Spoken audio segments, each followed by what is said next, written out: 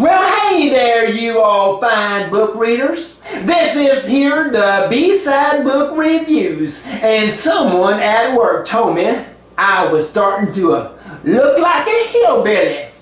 So, that got me wanting to talk about a hillbilly book, and by goodness gracious, here one is. It's called Call Me a Hillbilly by Gladys Russel.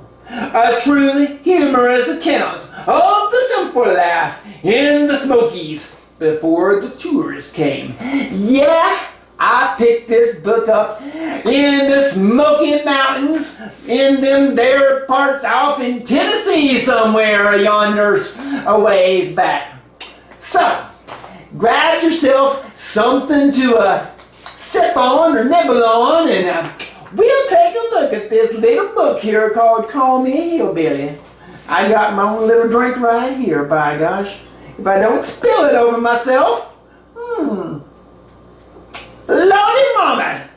Just like Granny used to make. My lips are burning.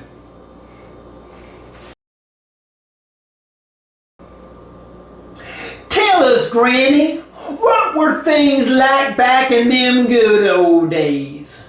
Did you really have phones with dials on them? So, did you have actual, real, dial-up internet? Did you really only have 3 TV channels? And you had to stand in line to buy concert tickets? Okay, let's go back a little further still. Yeah, way back. Back before the days when we thought that a hee-haw was quality TV entertainment. Oh yes, this book takes us back to the days of yesteryear. Way back. Yup, back to the days of living the simple life, when folks found enjoyment and fulfillment through family, hard work, and living with what they had.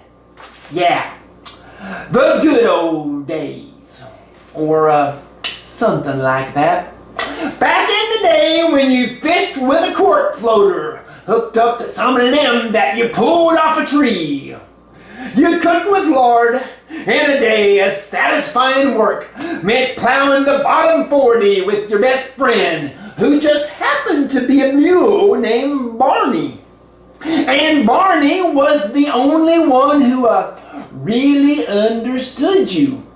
Yeah, them good old days.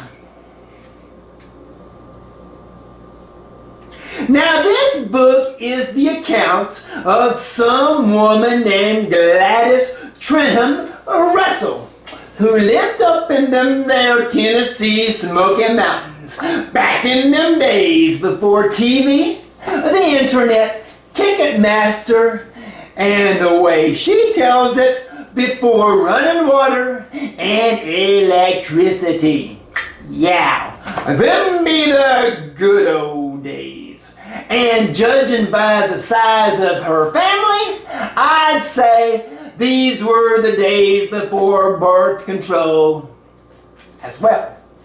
Now, Gladys was born in 1917 and had this huge family because her daddy had kids and her mama had kids. And when daddy and mama got together, well, they pumped out a few more youngins. I suppose that's what comes to be when you ain't got no internet or cable TV.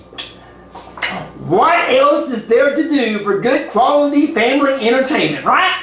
I mean, just how much gardening, canning, doing banjo playing, and making soap from lard can someone do before boredom truly sets in, right? Now Gladys points out that there were so many darn kids in their family that never once were all the siblings ever together at one time. Yes, but they had love, and that's the one thing Daddy made sure of. Okay, that came from Loretta Lynn's song, Coal Miner's Daughter. But even in the Depression of the 1930s, this family seemed to get along just fine. With all those stepbrothers and stepsisters living together in that small little house in them backwoods there, makes me kind of wonder just how well were they getting along. Well, some things you just don't talk about, now or then. But Gladys did let us know that no one ever went hungry back in them good old days. Yup, she goes into great detail about raising pigs, feeding the chickens, or maybe having a little good old possum soup when one of them unfortunate little marsupials, varmints, happened to just be wandering into their yard. Yeah, I just reckon times weren't that bad back in Butcher Holler. Okay, another coal miner daughter reference there. And Butcher Holler is in Kentucky, by the way. Now, Gladys recalls the days of going to school, going to church, and how a long day of hoeing was hard work. Hoeing. Funny how that means something different these days, although it is still probably considered hard work by some standards. Hoeing. Yes, life was simple back then. The games the young'uns played in them backwood days would more than likely drive a healthy, normal kid of today completely bonkers. And just think how sexy lingerie back then might have very well been made from an old flour sack. Yeah. Gives new meaning to the old saying, rolling in dough. However, my own mama used to talk about making clothes out of flour sacks. I guess that was high fashion back in them days. Once again, these were the simple days. Simple? Okay, let's think about that. Back then, if you wanted to take a hot bath, you had to heat the water on the stove. Oh yeah, that is after you fetched the water from the well back yonder. Of course, that's after you fetched the bathtub from the back porch. Yeah, them was the good old days for sure. Funny how what is considered the good old days seems a bit like going to hell these days. Electricity is truly a beautiful thing. Yeah.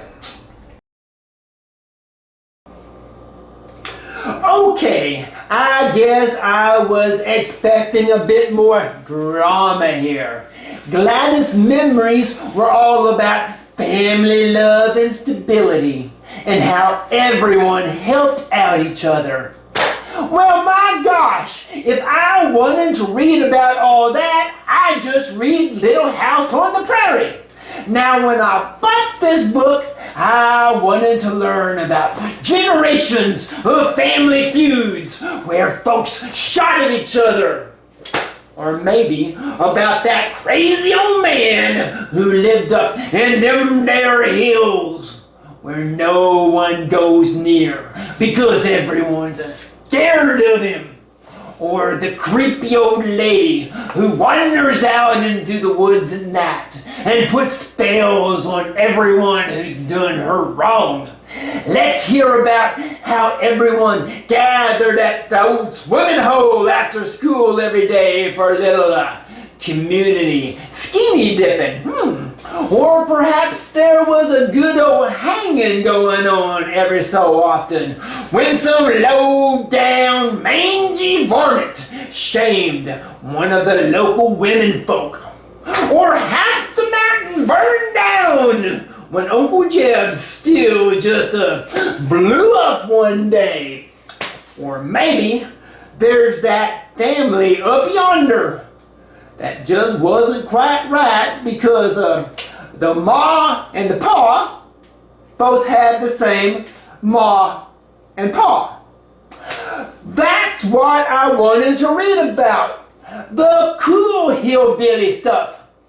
To be truthful, I found this here book to be just a little on the boring side. This could be because it sounded a lot like the stories my grandma or even my mama might have told me about their families. Except their stories did include a few crazy folks, along with some shootings and the making of strong drink. On occasion, not always. Yeah, called them a hillbilly, I reckon. Yeah.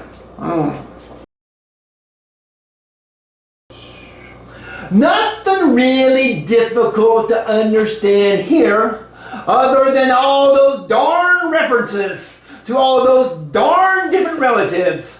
Yep, everyone had lots of kids. Apparently, these were the days before the pill. Latex or self-control for that matter. Now I'm assuming there was a major paper and ink shortage when this book was printed, because the darn print is so darn small that I went nearly darn blind trying to read the darn thing. Now there's really nothing overly exciting about Gladys's writing style either. Once again, times were simple back then. Yep, pretty simple, and I reckon pretty simply boring. There was one part of the book I did find interesting though. She did keep referring to the Smokie Mountain National Park, which is where I bought this book. Now apparently her and all her neighbors lived in the area which is now the park. So the fact that the places she was reminiscent about as her family's home has now been set aside for our own personal enjoyment. And I found that kind of interesting and kind of cool. Well, for me anyway. I'm guessing that it wasn't so interesting and cool for those who were uprooted from their family farms. Well, such is the price we pay to preserve nature and my camping and hiking enjoyment. I reckon as much. Now Gladys seemed like a good old wholesome, family-oriented, hard-working country girl. Unfortunately, that pretty much equates to boring as hell. When I bought this book, I was hoping I'd be reading about some real hillbilly chick who had a still brewing down on the creek, or one that put evil hexes on those nasty old hussies that flirted with her man from time to time. Yeah, I wanted to read about some hardcore backwoods lady who smoked various substances in her corncob pipe and wrestled bears in her spare time. No such luck here.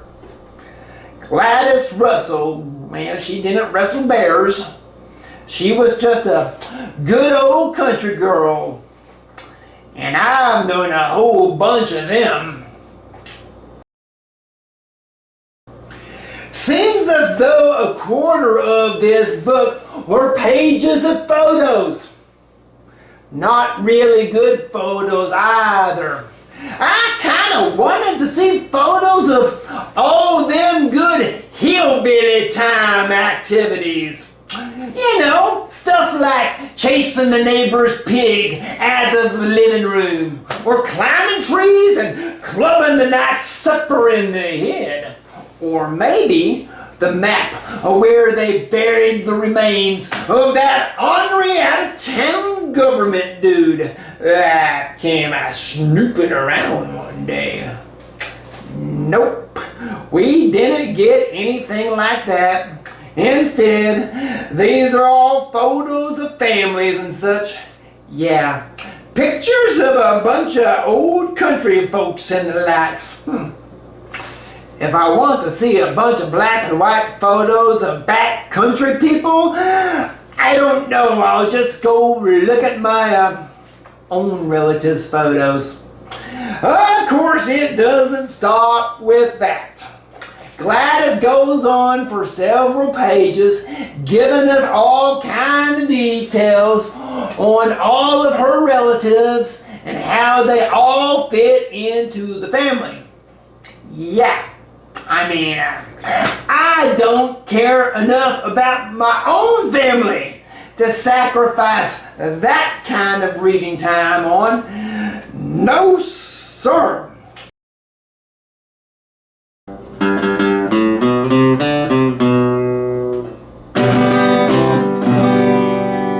Okay, so that was Call Me a Hillbilly by Gladys Russel. Call me a hillbilly. Call me a hillbilly. Little more dramatic effect there. Okay, a true humorous account of the simple life in the Smokies. Now, as I said before, these stories and accounts sounded a whole lot like the stuff my mama and my grandmama used to tell me. Yes, they used to tell me stories of how their relatives would put newspapers on the walls of their house. I'm not so sure that was so hillbilly, more than just plain being poor. But anyway, that book was called Call Me a Hillbilly. And check it out. Check out any book. Go read a book. Don't be a hillbilly. Unless you're a hillbilly that likes to read.